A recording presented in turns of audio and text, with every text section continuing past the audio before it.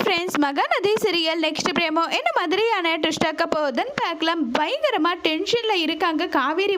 உடனே ராகினி, இங்கே பார் அஜய், உன்னுடைய அண்ணா பேசின விஷயத்த இவகிட்ட நீ சொல்லவே கூடாது. என்ன ராகினி, என்ன பண்ணிட்டு இருக்கு? நீ பண்ணுறது எதுவுமே எனக்கு புரியவே இல்லை. ஒருவேளை நீங்கள் இதே மாதிரி பண்ணியிருந்தேன்னா நம்மளை வீட்டை விட்டு துரத்திடுவாங்க. அதுக்கு முன்னாடி இந்த காவேரியை ஒட்டு மொத்தமாக வீட்டை விட்டு துரத்திட்டு தான் நான் இந்த வீட்டை விட்டே போகுவேன். அதை முதல்ல நீ புரிஞ்சுக்கணும். நான் என்ன சொல்கிறேனோ அதை செய்கிறது மட்டும்தான் உன்னுடைய வேலை. அதை நீ முதல்ல புரிஞ்சுக்கோன்னு சொல்கிறேன். விஜய் இப்போ என்ன சொன்னாரோ அதை மாற்றி நீ சொல்லணும். காவேரி மட்டும்தான் என் உலகம்னு சொல்லிட்டு விஜய் சொன்னாருன்னா அதுக்கு ஆப்போசிட்டாக இப்போ நீ பேசணும். என்ன சொல்லணும்? நீங்கள் பார், ஒழுங்கு மரியாதையாக காவேரியை வீட்டை விட்டு போக சொல்லு.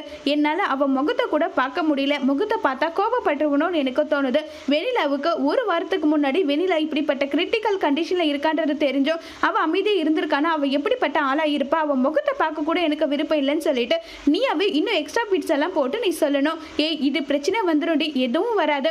அப்படி சொன்னா அவ்வளவுதான். காவேரி இதுக்கு மேல ஒரு நிமிஷம் கூட வீட்டில் இருக்க மாட்டா. அவளை என்ன பண்ணணுன்றத நான் என் அப்பா கிட்ட பேசிக்கிறேன். அந்த கில்ட்டிலே விஜய் இருக்கணும். ஒட்டுமொத்த சொத்து உன் பேருக்கு வரணும்னா இது மட்டும் தான் ஐடியான்னு சொல்றாங்க. ஐடியாலாம் நல்லா இருக்க மாட்டினா அதெல்லாம் ஒன்றும் மாட்ட மாட்டேன். நான் சொல்றத செய்யின்னு சொல்லிட்டு ராகினி சொல்றாங்க. அதோட இந்த பிரமவை முடிச்சிருக்காங்க.